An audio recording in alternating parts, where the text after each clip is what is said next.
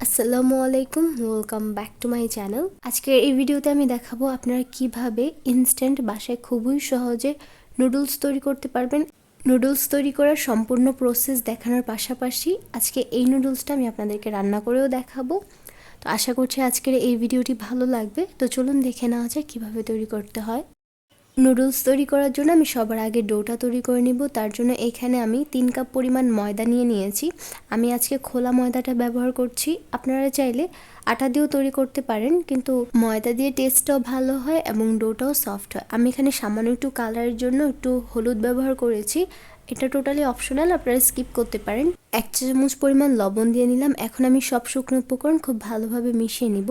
আর আপনারা যে পরিমাণে নুডলস তৈরি করতে চান সেই অনুযায়ী ময়দা বা আটা নিয়ে নেবেন এবং তার পরিমাণ অনুযায়ী লবণ দিয়ে দিবেন। এখানে আমি 1/4 কাপের মতো তেল দিয়ে দিলাম। এখন আমি তেল এবং সব শুকনো উপকরণ খুব ভালোভাবে মিশিয়ে নিচ্ছি। এখন আমি অল্প অল্প করে পানি দিব এবং খুব ভালোভাবে মিশিয়ে একটা নর্মাল মোটামুটি একটা টাইট ডো তৈরি করে নিব। একবারে পানি দিতে যাবেন না, অল্প অল্প করে পানি দিবেন এবং খুব ভালোভাবে মিশিয়ে মোটামুটি একটা টাইট ডো তৈরি করে নিতে হবে। আর এটা কিন্তু একদম নর্মাল পানি, কোনো ঠান্ডা বা গরম পানি না। দেখতেই পাচ্ছেন আমি ডোটা তৈরি করে নিয়েছি। আর ডোটা এই পর্যায়ে খুব ভালোভাবে মথে একটু সফট করে নিতে হবে।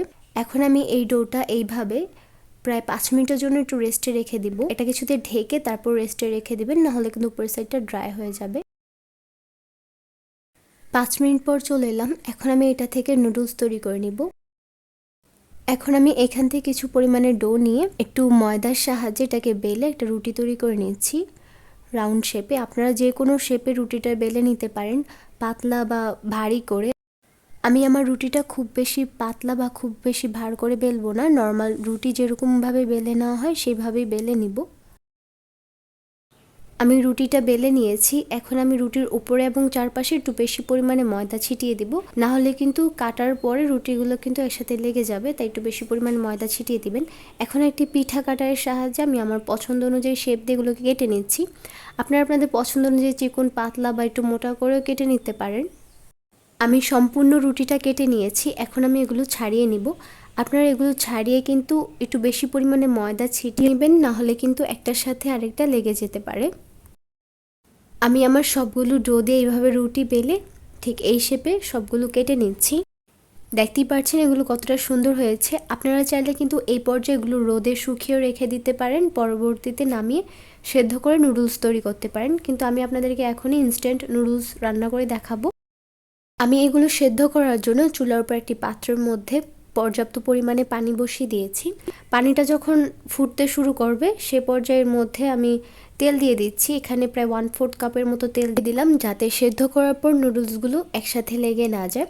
এই পর্যায়ে পানিটা খুব ভালোভাবে ফুটতে শুরু করেছে। এখন আমি সবগুলো নুডলস এর মধ্যে দিয়ে দিচ্ছি। এখন চুলা আঁচটা হাইতে করে দিব। চুলা আঁচটা হাইতে করে আমি প্রায় 4 থেকে 5 মিনিটের জন্য এটা সেদ্ধ করে নিব। এটা আবার খুব বেশি সেদ্ধ করতে যাবে না, না হলে কিন্তু নুডলসটা গলে যাবে। আপনাদের নুডলসের শেপ অনুযায়ী বা পাতলা বা ভার সেই অনুযায়ী কিন্তু নুডলসটা সেদ্ধ হতে টাইমটা কম বা বেশিও লাগতে পারে। তো সেই দিকে খেয়াল রেখে আপনাদের নুডলসগুলো আপনারা সেদ্ধ করে নেবেন। আমি প্রায় 4 থেকে 5 মিনিটের জন্য নুডলসগুলো সেদ্ধ করে নিয়েছি। এখন আমি নুডলসগুলো পানি থেকে ছেঁকে তুলে নিচ্ছি। নুডলসগুলো ছেঁকে নিয়ে ঠান্ডা পানি দিয়ে ধুয়ে নিব। এখন আমি আপনাদেরকে নর্মালি এই নুডলসটা রান্না করে দেখাচ্ছি। তার জন্য আমি চুলার উপর একটি প্যান বসিয়ে দিয়েছি। এর মধ্যে পরিমাণ মতো তেল দিয়ে দিলাম। তেলটা হালকা গরম হয়ে যাওয়ার পর এর মধ্যে 1.5 টেবিল চামচ পরিমাণ রসুন কুচি দিয়ে দিলাম। রসুন কুচিটা এখন আমি হালকা একটু ভেজে নিব, যাতে একটা সুন্দর ভাজা ফ্লেভার চলে আসে। রসুনটা যখন হালকা ভাজা হয়ে যাবে তখন এর মধ্যে আমি 1/4 কাপ পরিমাণ পেঁয়াজ কুচি দিয়ে দিচ্ছি। এখন পেঁয়াজ এবং রসুন একসাথে ভেজে নিচ্ছি। এগুলো খুব বেশি গোল্ডেন ব্রাউন করে ভাজবো না, জাস্ট একটু পেঁয়াজটাকে সটে করে নেব। আমি এখন আজকে আপনাদেরকে শুধুমাত্র নর্মাল যে ওয়েটা আছে নুডলস রেগুলার তৈরি করা সেভাবে তৈরি করে দেখাচ্ছি। আপনারা চাইলে এই নুডলসটা দিয়ে চিকেন নুডলস বা যে কোনো নুডলস, চাউমিন তৈরি করতে পারেন এবং টেস্টও অনেক ভালো আসে। আমি পেঁয়াজটা হালকা ভেজে নিলাম। এখন আমি এর মধ্যে প্রায় 1 কাপের মতো গাজর কুচি দিয়ে দিচ্ছি। এখানে আপনারা আপনাদের পছন্দ অনুযায়ী সবজিও দিতে পারেন। এখন আমি গাজরটাও হালকা একটু ভেজে নিব।